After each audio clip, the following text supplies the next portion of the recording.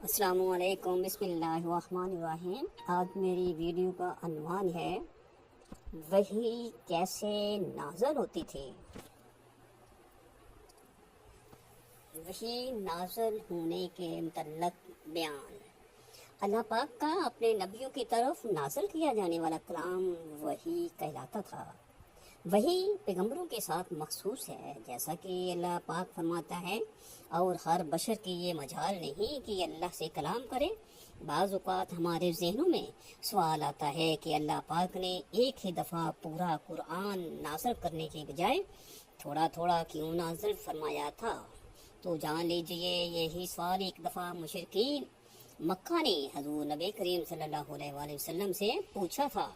تو اس کے جواب میں اللہ پاک نے سورۃ فرقان کی آیت نمبر 32 اور 33 نازل فرمائی۔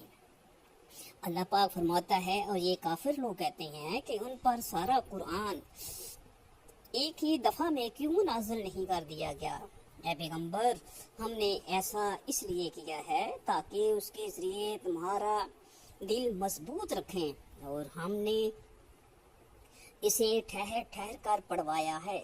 اور جب کبھی یہ لوگ تمہارے پاس کوئی انوکھی بات لے کر آتے ہیں، ہم تمہیں اس کا ٹھیک ٹھیک جواب اور زیادہ وضاحت کے ساتھ عطا کر دیتے ہیں۔ سورۃ الفرقان 32 اور 33 اس آیت مبارکہ کی تفسیر میں حضرت امام رازی لکھتے ہیں کہ قرآن کریم کے تدریجی نزول کے پیچھے 3 طرح کی حکمتیں تھیں۔ سب سے پہلے یہ کہ اگر قرآن ایک ہی دفعہ نازل ہو جاتا تو احکام کی پابندی اسی دن سے شروع ہو جاتی، مطلب پہلے دن سے ہی مسلمانوں پر تمام احکام لاگو ہو جاتے، جن پر ایک دم سے عمل کرنا مشکل ہو جاتا۔ دوسری وجہ یہ تھی کہ حضور صلی اللہ علیہ وآلہ وسلم کو مکے والے روز طرح طرح کی اذیتیں دیتے تھے، جبکہ حضرت جبرائیل کا بار بار قرآن لے کر آنا ان مصیبتوں کو خوشیوں میں تبدل دیتا تھا۔ تیسری وجہ یہ ہے کہ قرآن کریم کا ایک بڑا حصہ لوگوں کے سوالات کے جوابات اور مختلف واقعات سے متعلق ہے، اس لیے ان آیتوں کا نزول اسی وقت مناسب تھا جس وقت وہ سوالات کیے گئے یا وہ واقعات پیش آئے۔ اس سے مسلمانوں کی بصیرت بھی بڑھتی گئی، اور قرآن کریم کی غیبی خبریں بیان کرنے سے اس کی حقانیت اور زیادہ آشکار ہو جاتی تھی۔ مختلف انبیاء پر اللہ پاک نے مختلف طریقوں سے وحی نازل فرمائی، جبکہ اللہ پاک نے اپنے آخری نبی سرور کائنات آقائے دو جہان حضرت محمد صلی اللہ علیہ وسلم پر 6 طریقوں سے وحی نازل فرمائی۔ ناظرین، ان 6 طریقوں سے متعلق بتانے سے پہلے ضروری ہے کہ آپ کو وحی کی کیفیت کا حال سنایا جائے۔ ابن سعد روایت کرتے ہیں کہ جب بھی حضور صلی اللہ علیہ وسلم پر وحی نازل ہوتی تو آپ کا چہرہ انور متغیر ہو جاتا، جیسے کہ کھجور کی زرد شاخ ہو، سامنے کے دان کپ کپانے لگتے، سانس رکنے لگتا، اور آپ کو اتنا پسینہ آتا کہ اس کے قطرے موتیوں کی طرح جڑنے لگتے۔ فتح الباری میں روایت ہے کہ وحی کی کیفیت میں کبھی کبھار ایسی شدت بھی ہوتی تھی کہ اگر حضور صلی اللہ علیہ وآلہ وسلم اونٹ پر سوار ہوتے اور وحی نازل ہوتی تو وحی الہی کے بوجھ سے اونٹنی بیٹھ جاتی۔ ایک دن اس طرح وحی آئی اور آپ صلی اللہ علیہ وآلہ وسلم کی ران حضرت زید بن ثابت رضی اللہ عنہ کی ران پر تھی، تو حضرت زید کو اس قدر وزن معلوم ہوا کہ جلد ہی ان کی ران کچلی جائے گی۔ امام بیکی بہت سے صحابہ سے روایت نقل کرتے ہیں کہ وحی جب نازل ہوتی تو کبھی کبھار ہلکی ہلکی آوازیں دوسروں کو بھی محسوس ہوتی تھیں۔ صحابہ کے اقوال نقل ہیں کہ جب حضور صلی اللہ علیہ وآلہ وسلم پر وحی نازل ہوتی تو آپ کے چہرہ مبارک کے قریب شہد کی مکھیوں کی بن بناہٹ جیسی آوازیں سنائی دیتی تھیں۔ آئیے ناظرین، ان 6 طریقوں کے متعلق آپ کو بتائیں گے جس طرح اللہ پاک نے نبی آخر الزماں حضرت محمد مصطفیٰ صلی اللہ علیہ وآلہ وسلم پر وحی نازل فرمائی۔ سب سے پہلے طریقے کو امام بخاری روایت کرتے ہیں کہ ایک دفعہ حضرت صلی اللہ علیہ وسلم حضرت حارث بن حشام رضی اللہ تعالی عنہ نے پوچھا، یا رسول اللہ، آپ پر وحی کیسے نازل ہوتی ہے؟ تو آپ فرمانے لگے کہ وحی کی سب سے زیادہ سخت صورت یہ ہوتی ہے کہ جب مجھے ایک گھنٹے کی سی آواز سنائی دیتی ہے اور اسی آواز سے نازل ہوتی رہتی ہے، پھر جب یہ سلسلہ ختم ہوتا ہے تو جو کچھ اس آواز نے کہا ہوتا ہے وہ سب مجھے یاد ہو جاتا ہے، اور کبھی فرشتہ میرے سامنے ایک مرد کی پیاری صورت میں آتا ہے اور مجھے پیغام سناتا ہے، وہ جو کچھ کہتا ہے مجھے یاد ہو جاتا ہے۔ بخاری باب بدل وحی حدیث نمبر 2۔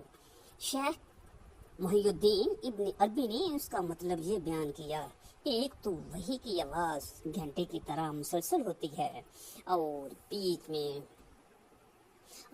میں ٹوٹتی نہیں، دوسرے گھنٹے جب تک مسلسل بجتی ہے تو عموماً سننے والے کو اس کی آواز کی سمت متعین کرنا مشکل ہو جاتا ہے، کیونکہ اس کی آواز ہر جگہ سے آتی ہوئی محسوس ہوتی ہے، اور کلام الہی بھی یہ خصوصیت رکھتا ہے کہ اس کی کوئی ایک سمت نہیں ہوتی، ہر جگہ سے آواز سنائی دیتی ہے۔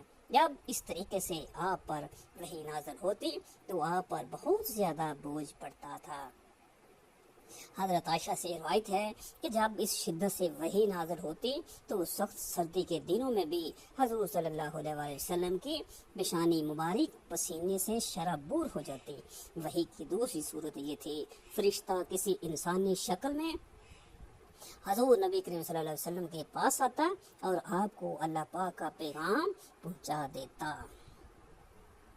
روایت میں موجود ہے کہ حضرت جبرائیل علیہ السلام مشہور صحابی حضرت وحیہ کلبی رضی اللہ تعالی عنہ کی صورت میں حضور کے پاس تشریف لاتے اور اللہ پاک کا پیغام پہنچاتے تھے۔ مصنف بن ابی شیبہ حدیث 32945۔ وحی کی تیسری صورت یہ تھی کہ حضرت جبرائیل علیہ السلام کسی انسانی شکل اختیار کیے بغیر اپنی اصلی صورت میں دکھائی دیتے تھے اور حضور صلی اللہ علیہ وسلم کو اللہ پاک کا پیغام دیتے۔ ایسی صورت میں جب بھی حضور صلی اللہ علیہ وسلم کے پاس حضرت جبرائیل علیہ السلام آئے تو اللہ کا خاص پیغام ملا۔ فتح الباری 1819۔ وحی کی چوتھی صورت یہ تھی کہ آپ کو نزول قرآن سے پہلے سچے خواب آتے تھے، یعنی جو کچھ آپ کو خواب میں نظر آتی وہ اگلی صبح نمودار ہو جاتا ہے۔ بخاری کے باب الوحی کی حدیث نمبر 3 ہے کہ حضور نبی کریم صلی اللہ علیہ وآلہ وسلم پر وحی کی ابتدا نیند کی حالت میں سچے خوابوں سے ہوئی۔ اس وقت جو کچھ آپ خواب میں دیکھتے وہ بیداری میں ہو جاتا تھا۔ وحی کی پانچویں صورت یہ تھی کہ حضرت جبرائیل علیہ السلام کسی بھی صورت میں سامنے آئے بغیر آپ کے قلب مبارک میں کوئی بات القا یعنی کہ ڈالنا فرما دیتے تھے۔ اسے اصطلاح میں نفس کی پھر روح کہتے ہیں، جیسے حدیث پاک میں حضور صلی اللہ علیہ وآلہ وسلم نے فرمایا ہے، حضرت جبرائیل علیہ السلام نے میرے دل میں بات ڈالی ہے کہ کوئی نفس مرتا نہیں یہاں تک کہ اس کا رزق مکمل ہو جائے، لہذا تلاش رزق میں اعتدال اختیار کرو۔ شعب الایمان حدیث نمبر 1190۔ وحی کی چھٹی صورت فرشتے کے واسطے کے بغیر اللہ تعالیٰ کی آپ صلی اللہ علیہ وسلم سے براہ راست گفتگو، جیسے اللہ تعالیٰ نے موسیٰ علیہ السلام سے گفتگو فرمائی تھی۔ وحی کی یہ صورت موسیٰ علیہ السلام کے لیے نص قرآن سے قطعی طور پر ثابت ہے، لیکن نبی صلی اللہ علیہ وسلم کے لیے اس کا ثبوت قرآن کے بجائے معراج کی حدیث میں ہے، جب آپ صلی اللہ علیہ وآلہ وسلم پر معراج کی رات نماز کی فرضیت وغیرہ کے سلسلے میں اللہ تعالیٰ نے اس وقت وحی فرمائی جب آپ صلی اللہ علیہ وآلہ وسلم آسمانوں کے اوپر تھے۔ اسی طرح حضور صلی اللہ علیہ وآلہ وسلم نے فرمایا کہ قرآن کے ایک حرف پر 10 نیکیاں ہیں، جبکہ الف لام میم 3 حرف ہیں، یعنی الف لام میم پڑھنے پر 30 نیکیاں ہیں۔ دوستو، زیادہ سے زیادہ قرآن پاک پڑھیے اور سیکھیے۔ اللہ پاک ہم سب کو قرآن مجید پڑھنے، سمجھنے اور اس پر عمل کرنے کی توفیق عطا فرمائے۔ اللہ پاک قیامت کے دن ہمارے گناہوں پر پردہ فرما کر ہمیں نبی پاک صلی اللہ علیہ وسلم کی شفاعت نصیب فرمائے۔ آمین ثم آمین۔